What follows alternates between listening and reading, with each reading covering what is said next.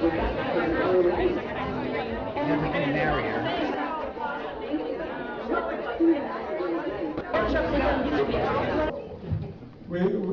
really decided that this conversation would be among all the it took many people to do this project, obviously, and some of them are here, and a lot of them have done work like crazy, and so I thought it would be time for just different people who work on the project to talk, and then different people who, even some people who've done a lot of work on the project over here, and we could just have a conversation with everybody. Jack Faust, of course, was our fabulous candidate. And he had and Don was another great cast member who had to drive 2 hours to get to everything we did. Oh my God. Yeah. We could have never pulled off half of Big Ideas without a huge influx of interns, majorly able-bodied and skilled folks. Half of them were, 2/3 of them who were we call the Dutch contingent, and Marloes is #1 of the Dutch contingent.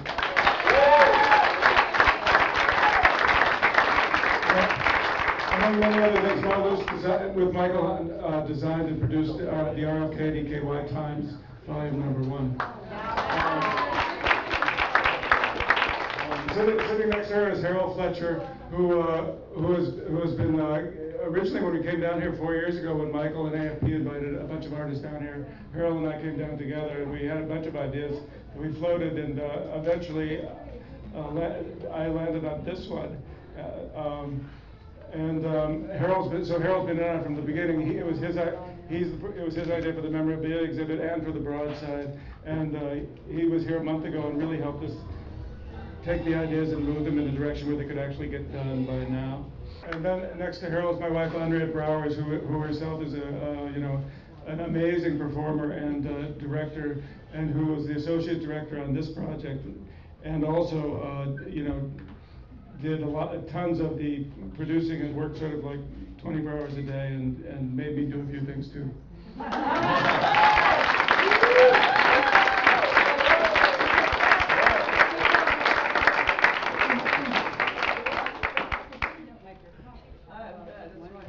Cappuccino to Eastern Kentucky. and now it's in every gas station. And Nell Fields, the project coordinator, we were really, one of the great, things that happened at the beginning of the project is Robert Salyer and I interviewed Nell at the very beginning of the project when we were trying to generate something to talk about the project. And then, much later, she came on as the project coordinator, and without her, we could have never done anything that's going on.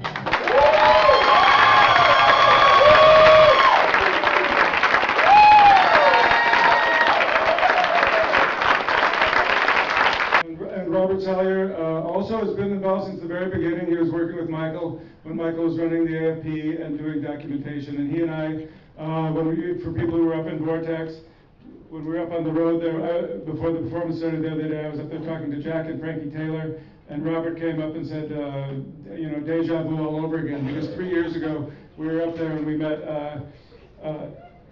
James Elmer Mullins, who lives right next door to the church, and that's where he pointed out where the school had been and all this stuff. So Robert's contribution has been like totally invaluable.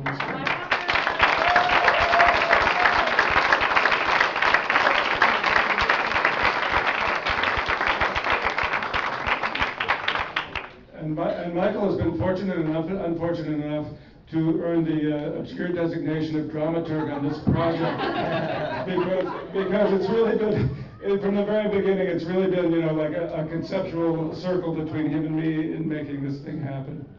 And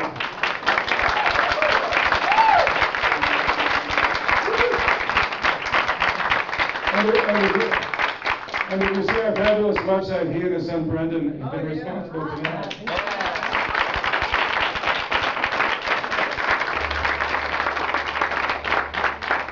Etc. And Rebecca Shepard is one of our was brought to us by Jan Cohen Cruz because she's a New York University student. Jan vouched for her, and you can always believe Jan. And Heiner is a German posing as a Dutchman. And he is also a graduate student at the Frank Moore Institute in Groningen, and he's responsible for putting together the memorabilia exhibit and a lot of other stuff on the project. So it's been wonderful to have him here.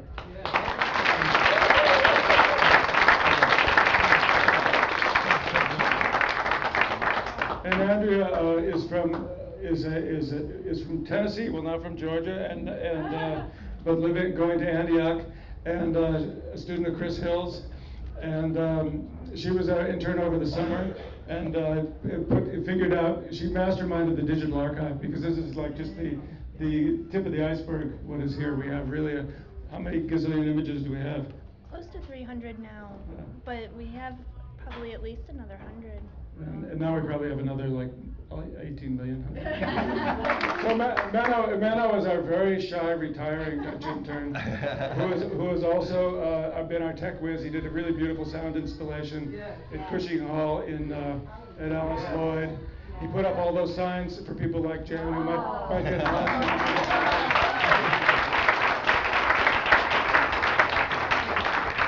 As well as designing them. He traced the route several times so that we could actually keep to a schedule, which was the biggest surprise of the whole project. And on and on and on. So, thank you, Menno. And let's see, shy retiring actor. We heard how he completely transformed, because it used to be when he was in Head Start, he was just the quietest kid in the class. And Doug Dorschag is the man with the golden ear.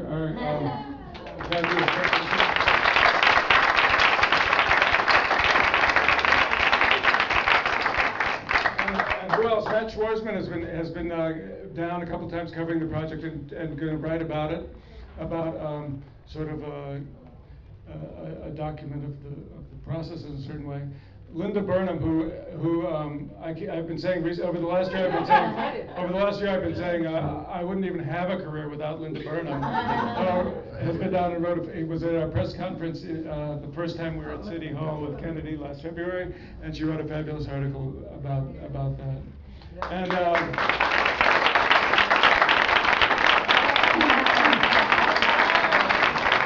Bill Arnone is how'd you get involved in this project, Bill? I read her article.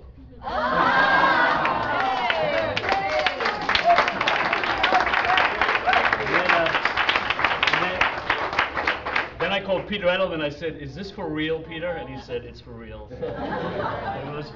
Bill was in Kennedy's New York office. He was the youngest person in the office in '68, and he played a role in the show.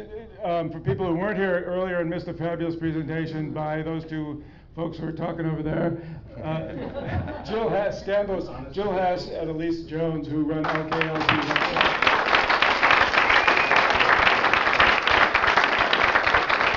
My great friend David Michaelek, who's down here photographing the project, and also Jim Webb, who did such a fabulous job on WMMT covering it.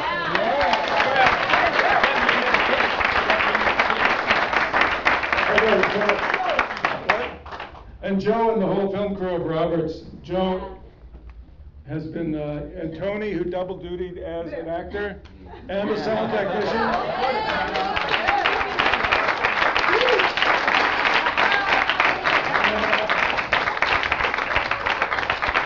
Laura Doggett, who set a new standard for invisibility by hiding behind the reclusive Menno.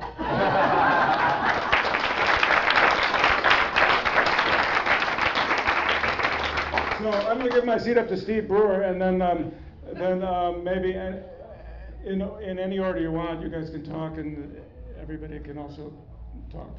I just think it was fantastic working with the whole crew. I think everything went fine, went smooth. I was amazed that we run on schedule. Usually we don't. But I know a lot of hard work went into everything. I know that a lot of dedication went into it. And I was amazed when I seen that it took 4 years to put this together, because we're always, like Nell said, we're always in the last minute and the night before putting something together. But we'll get it together sooner or later, 4 years. But that's all I've got to say is all the new people I've met, I hope we become friends. Me being from the mountains of eastern Kentucky, it don't take me long to meet friends and make friends because we don't have a lot of time here. And so we try to go ahead and when I meet you, I either like you or dislike you, and ain't no changing it after that. So I hope I've met a lot of new friends, and a lot of people's done a lot of good work. And I want to thank John, and I want to thank everybody in the whole thing for putting this together and asking me to help them. Thank you very much.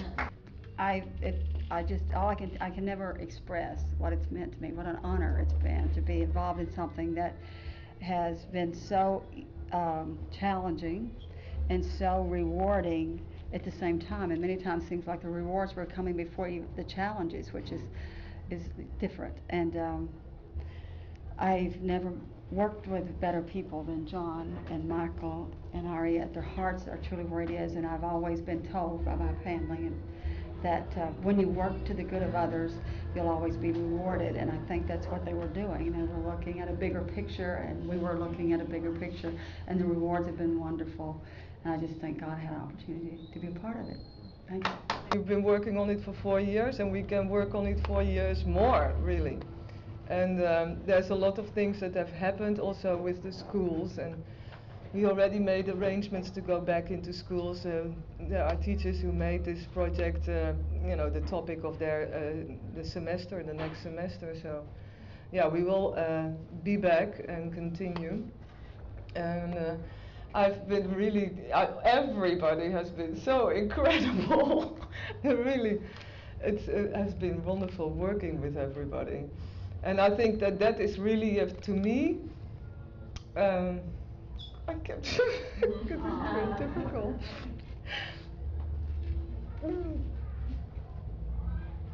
You know, you can't do anything by yourself, especially if you do something so big. I've been really trying to produce it and to get everybody to do what they had to do, and at a certain moment I was so confident that everybody was doing what they were doing. And I just let myself go with the stream and could focus on what I needed to do.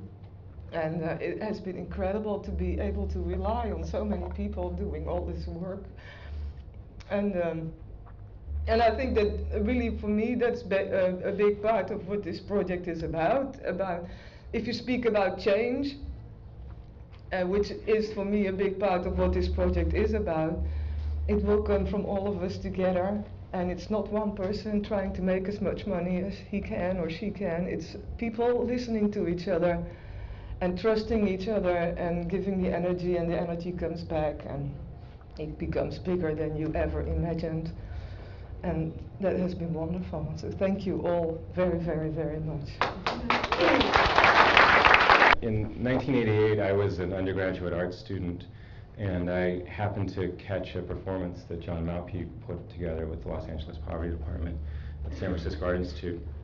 And that was the most amazing thing I'd ever seen up to that point, because of its sort of out-of-controlness and humanity and sincerity.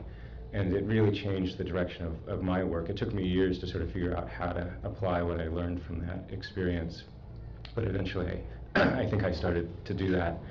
And getting a chance to work on this project with John has been a real sort of dream come true. And today, as we were sort of getting this exhibit part together and everything was completely crazy, I was suddenly feeling like we're in this sort of John Malpede zone, and it's gonna all sort of work out. And I just, even though I'd been kind of stressed about it, it was suddenly like, right, this is just perfect, exactly how it's going right now. And then we had the Head Start meeting after that, or discussion, and it was just the most amazing thing. And I really I'm so glad that I've been able to be a part of this project. I walked into this office, and there was a woman who was the sort of receptionist at the office, and then an older man sitting in a chair. And I said, I'm looking for Maynard Hogg. And the man said, you know, why are you looking for him, or something like that. And I said, well, I'm working on this project about Robert Kennedy, and I hear that he's the person to talk to. And then the receptionist said, well, this is Maynard Hogg, who's sitting right there. And I said, oh, well, you know, you're the person I should talk to. And he said, I have nothing to say. I'm a Republican, and I've got no use for Democrats, and then just went into this little tirade about that, and I was like, oh, okay, you know, like sort of getting ready to leave, and the receptionist was looking sort of perplexed, and then as he was continuing to sort of go on this tirade about Democrats, she walked into this office and came out from behind him with a photograph in her hands, and then walked up to me and handed it to me. And it was a picture of Maynard Hogg with Robert Kennedy in '68, sort of arm in arm. And I sort of turned it around and showed it to me, and he like turned to the receptionist and said, "Why'd you have to go and show him that?" And then he said, "Okay, I'll tell you the truth."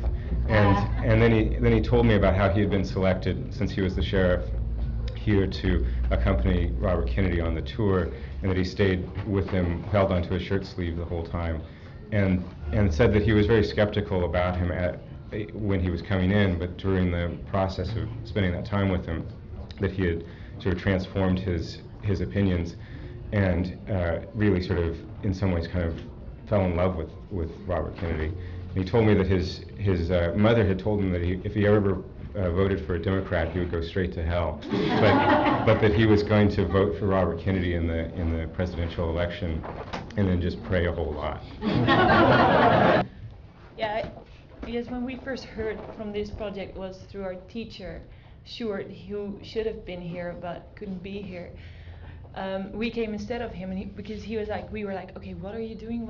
You're doing a project with John Malpede, a site-specific theater tour through 2 days. We were like, what is it? It's kind of vague, but he sent us the whole concept, and we were enthusiastic, although we didn't really know what it was all about. We were just like, but he was really like explaining all sorts of things, and he was like, okay, just go there and experience it, because it's a once-in-a-lifetime experience, and you have to do it, and I can't go, but you have to go, and that's like, yeah, it was totally right. It's the people that I met,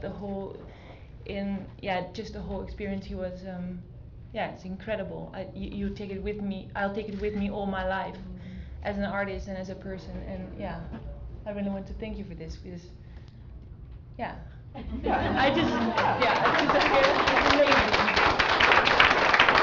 it's just great being a part of this. Originally born in Pikeville, Kentucky, 6 months after I was born. Much like my character, they had to leave the area. And it's brought in perspective a lot of the journey to me that the people have taken that have left the area. And meeting the people and with all the people involved in this has just been great and fantastic, and I'm just honored to be part of it. It was only about 6 weeks ago that I had a message on my cell phone, and my secretary, I was out of town, and she left a message, said that Appleshot called and you need to call back Henriëtte, and something about a Kennedy project. And it was a Monday morning when I called back, and I called back to say I couldn't do it. But then she explained, and I said, well, I'll come down the afternoon. I'll just come down in the afternoon, we'll talk about it.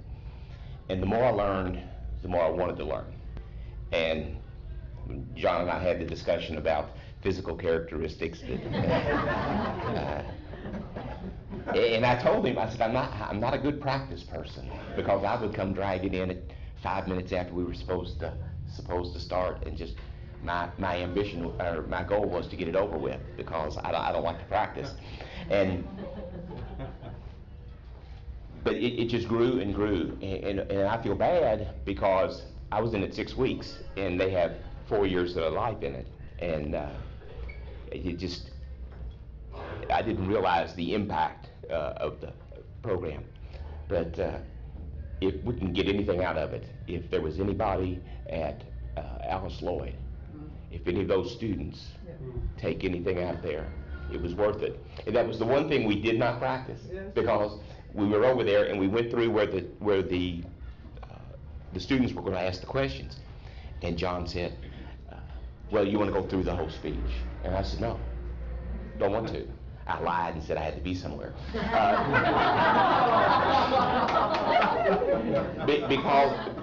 Because I wanted the spontaneity of it, because I knew this was a one-shot deal. Yeah. It was either there or it wasn't. And explain to my mother all the time, when she always asked me, well, how do you represent those people that I represent in criminal cases? And my flip answer is that once you learn to fake sincerity, you got it knocked. But when you really believe in something and are really sincere about it, I hope the sincerity shows through. That really meant a lot.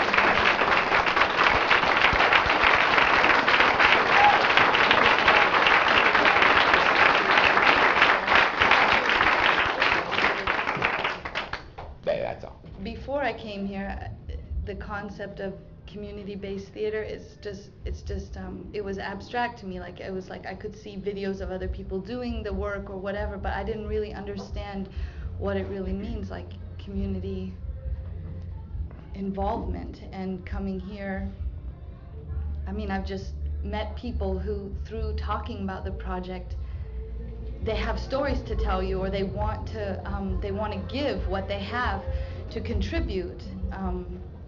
You know, a man at East Fletcher Ministries gave so much of his clothes for this project, you know, and there were women working there who were saying, he was my hero when he came here.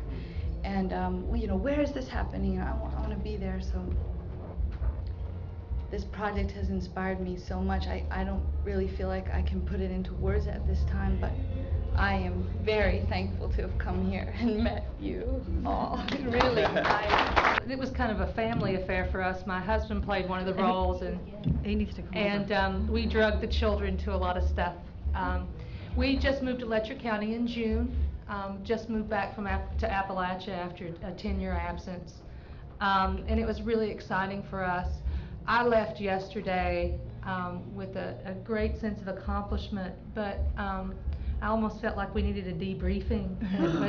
It was a reminder, really, of growing up and knowing the families that when people were talking about not having food in their cabinets, thinking about my own mama not eating so that we could eat, and thinking about our neighbors who, you know, that they didn't eat so their kids could eat. And I work for Southeast Community College now, and I can guarantee you there are several of my students who are, you know, who are eating biscuits so their kids can have the best food at night. And so it was really one of those moments yesterday after it was over to really think about how much has changed. And really, I mean, RFK went home, and a lot of people like Nell Fields and a lot of people that I've met since I'm here who stayed here and made this happen. And I think that we need to remember that most of the changes that have been made here for the best were not made by Robert Kennedy, whom I greatly admire, but were made by, and not by necessarily the people who were represented in the testimonies, the judge executives. They were moms who were tired of their kids going to bed without anything to eat. And you know, I think that the heroes are the people who still sit among us rather than the people who came from on high. And so I really appreciated the experience, and it was a good way to come back home to be involved in this. The thing I think has been most important about why this project worked the way it did the last 3 days is the absolute commitment to truth. That there was this honorable truth that was discussed in 1968 between this arguably great man and the people who put the tour together and the people who came and were true heroes for testifying. Whether you agree with them or not, they spoke what they truly believed to be the truth. And I think about that as being the main organizing point in this whole project. Because people who had never acted before, people who never thought that buildings on their property could be turned into these deeply meaningful spiritual installations, they got the truth. And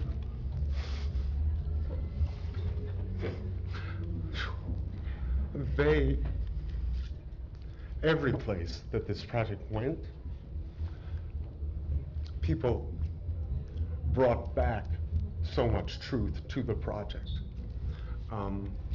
Watching the people in the project change because of this, I mean, and everybody watched this, you know, Jack, you know, during those 2 days of performance, And he was totally transformed. I mean, not that he was a bad guy before that, but it wasn't because, you know, John forced him to portray Robert F. Kennedy and, you know, do the hair thing and go to a gym and work out and all that stuff that Kennedy would require, you know. It's like he spoke what was true, and you could tell that was his connection to it. And that's what carried through. And it became more and more eloquent, and in some points it became his own words. And it was amazing to see. This project had, and this is, you know, if you're writing about this project or thinking about what you need to tell people about it, it had the time to grow organically. It had the time to connect and really become a transaction of truth between the people who are doing it. And hopefully we'll have the time as we go on to keep track of all the things that have happened because of it.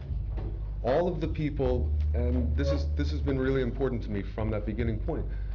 I really do believe in the expertise of people about their own lives. They know everything about where they live, who they are, what happens to them, and they should be allowed to share that, and this project did that. The other thing is, you know, John came here from somewhere else, and this is a big point in community arts. Artists from outside come here and they do something and they get all the glory and then they leave. John didn't just visit, John moved here. You know, he put it together because he went around, you know, he found Kennedy's route, and for a year he drove around, and wherever Kennedy had been, he stopped and just started talking to people. And I have never seen anybody more gifted and more gracious and a better listener than John at going to a place and talking to people. Yeah. And he found out amazing things because of that. Things that people didn't even know they remembered. And the other thing, the thing that matched that equally, the two things, this whole project couldn't have happened with just that, but it was Nell, who has worked here forever and ever and ever for anything that is good and right and just. Not just what would pay the bills, but for anything that was good and right and just. And I can't tell you how much it means to the project to have somebody as respected as her, and somebody so well connected as her, and somebody with the dogged determination of her, that she's on the phone for 8 hours a day for 6 months, you know, dragging people who have really no idea what she's talking about into this project. This woman drove around looking for a strip mine, and those of you who were with us on Thursday, I mean, this project had spectacle because she drove up, found the guy who owned that B&W Inc., and talked him into letting this performance take place on his site. It was also important to us that somebody like him get to speak in this project, and that he be given the space to do it. And you know, there aren't too many projects that have so many contradictory points of view in them. But Nell and John together found a way to organize this massive number of people into something that was bigger than all of those people.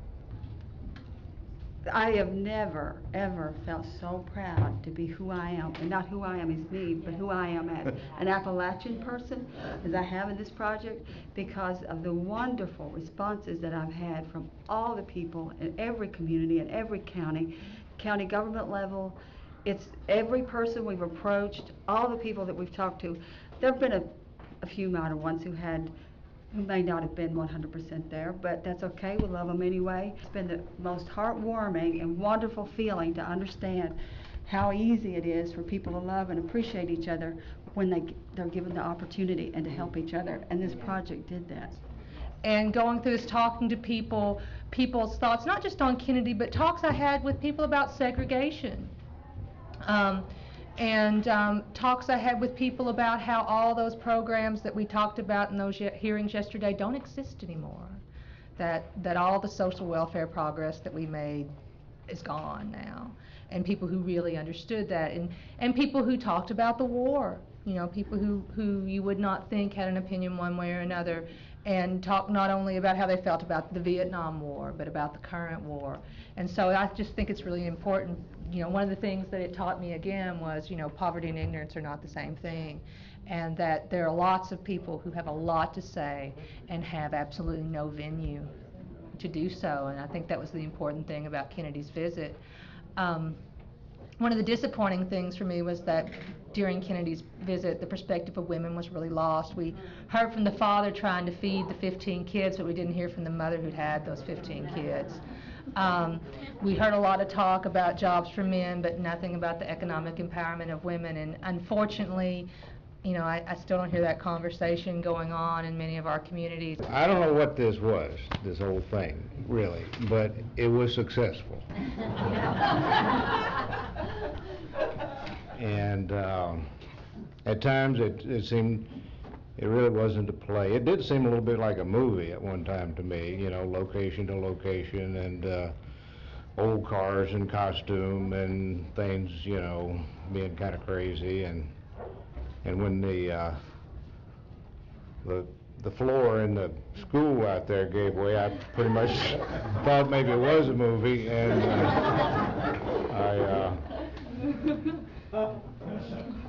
well, I've had a great time doing this, really, and being able to express Carl Perkins' words. You know, there's so many people that grew up with him that I've met who, like this lady here, over here, said she had a letter that she wrote to him, and you know, they just personal things like that, that it was, it felt really nice. The words themselves were on a piece of paper in front of me, and they, at one time, had been said out of his mouth in that same space, and in some way were still hovering in the air, lo, these many years later, and having the words there, and knowing that I was looking at those words instead of that, I felt like that would, that seemed necessary somehow. You know, I have to admit, you know, being from here, the whole idea of someone, you know, coming in from the outside to do a project, you know, at first I had some doubts about it, but, you know, John changed all of that for me. You know, I mean, he came here and he lived here, and I've never known anyone quite like him, you know, and I really can't believe that we like pulled this thing off, and that like, he and Henriëtte and these, I mean, you know, basically I showed up those 2 days with like 5 film crews expecting to film something, and it was just, it blew me away. I mean, like at every step, hearing people from here like say the things that they were saying, you know, to hear them talk about, you know, the war, to talk about poverty, to talk about things that, you know, really matter, and to feel like they were in a place where they could talk about them. I interviewed a woman at Vortex who was playing her mother in the reenactment, and she was wearing her mother's dress. And she said that when they approached her that, you know, she knew she was going to do it because she didn't want anyone else to play her mother. And she said that, you know, I asked her how did it make her feel to do that, and she said that it, you know, she had never felt so proud of her mother, who had been gone for a while, but that she was like a person that Robert Kennedy came to listen to, so she could tell him about what was going on. And, you know, just looking in her face and just the way she said that to me, you know, it was just so real, and it was so intense, and she was right in that moment. And it's really rare that, you know, you can have like, you know, a camera and be able to like talk to someone and like have them say those kinds of things. I mean, I just feel like really, really lucky to have been around this project. And to know Michael Hunt, I feel very lucky to know him. Yeah. Because, you know, Michael had this, you know, vision for the kind of work that can happen around here, and I think that allowed a project like this to happen. But when I listened to what happened at Pippa Passes, I was just transformed. And you know, Jack just did a wonderful job. So all of a sudden, I was actually working in Mingo County, West Virginia for the Appalachian Regional Hospitals when Bobby Kennedy came, but my aunt, my second mother, worked in the courthouse for Charlie Wright, who's one of the longest longevity type politicians that's ever lived on the face of the earth. He had about 50 years as a court clerk here in Fletcher County. My aunt worked there, and she was just effusive about how wonderful Bobby Kennedy was when he was here on the courthouse steps. And so I heard all about it, and I read about it at that particular point in time. I think it's one of those amazing moments when you know, people, at least from this part of the country, can remember where they were when Bobby Kennedy came. And so to come up with this concept of doing this recreation of such a moment that people hadn't even thought about for a long time, you know, in an election year, and like 2 months away or less from an election, just pretty doggone brilliant. Well, I'm just telling you that, you know, so that I was a little weary of being on the radio saying these things yesterday and stuff like that, and, you know, Pam, everybody help, but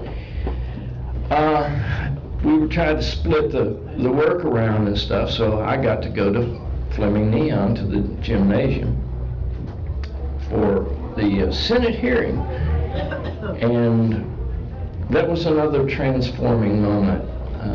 You know, you got all these problems. We're not a highly sophisticated radio station, and we are operating in the year 2004 with basically 1968 equipment, so we were kind of right on target as far as that goes. You know, you go out to the car to see how it sounds on the radio. When I first knew John, we were both in the performance art world. And I was running a magazine about it that I started called High Performance. And about the middle of the 80s, I got fed up with art and just quit because it seemed so venal and pointless to me, what people were doing. And then John came to Los Angeles and started a theater company of homeless people on Skid Row. And these are the people that artists had to step over when they walked out of their studios every morning, because we were all living downtown. And John refused to ignore those people. And he not only provided a venue in which they were able to express themselves as the poorest of the poor, but also he created a theater company of homeless people, and they began to tour the world. They went to Europe even. So some of them spent as many as 10 years in that company. I have seen his work save people's lives. I kid you not. Some of us are here participating in an American festival gathering that is overlapping today and that will happen tomorrow. And it's a group of artists who actually do this work, this kind of work all over the country. And this morning, we had the most remarkable opportunity, one that we rarely get, to actually talk about the theory behind this kind of work and specifically about this performance. And it was a Serpix event that was happening over in the annex at Appleshot. And we got to talk about this work as a piece of art. We got to talk about the way all the different media worked in this piece. For instance, the installation in the one-room schoolhouse, how we didn't know until we saw the performance inside what was the meaning of all the objects in the room. And after the room emptied out, that room came alive for us as an artwork, because we knew now about the Valentines on the walls and the curtains on the windows and the women who had taught in that room. And then the mixture of reenactment and actual present time events provided a kind of frame around each moment that made you wonder if you were in 1968 or you were in 2004. And that was a conceptual holding up of a mirror of the past to the present. It brought it to us in a visceral way, more than just speaking theoretically about the idea of doing something like that. We got to experience it in the pores of our skin. So I just want you to know that there are people here who will be writing about this work as something that happened in the arts as a very important event, in addition to all the wonderful community aspects there were. Jen was asking about what we would have liked to do if we'd had more time and what we intend to do in the future around the project. You know, it's obviously sort of infinite, and of course, you know, many people have come up in the last couple of days and say, in fact, you know, that for those who were over in Prestonsburg yesterday, we had this beautiful audio tape that Ronnie D. Blair made of what happened in the room. Well, John Rosenberg's wife, Jean, who are other, you know, John, well, the other poverty warriors over in Prestonsburg, Jean came up and said, oh, she was mentioning this at the college where she is now, and someone in her office said, well, I have an 8mm tape of it, right? So actually, I'm glad we didn't. That's one thing I'm glad we didn't find up until then, because I thought it was so beautiful just to have the voice and no image, you know. But obviously, there's all that kind of stuff and more people's stories and et cetera, et cetera. But we want to, you know, we want to collect what we've got. We want to see about making a book, possibly. We want to see about making a film, obviously, and we want to keep working and doing stuff in the community.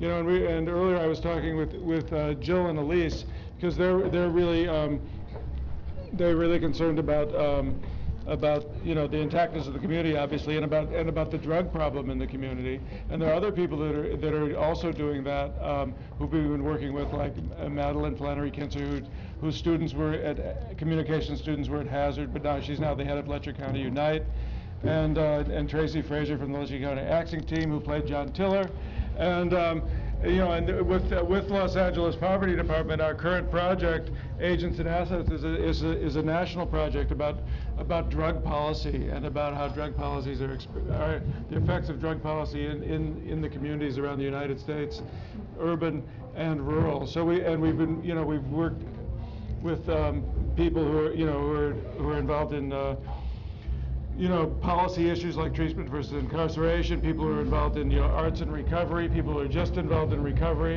and we want to you know, find a way of working with Jill and Elise and the other people down here on that issue. And we've been doing a lot of stuff in the schools, and we want to continue to do that, as Henriëtte said.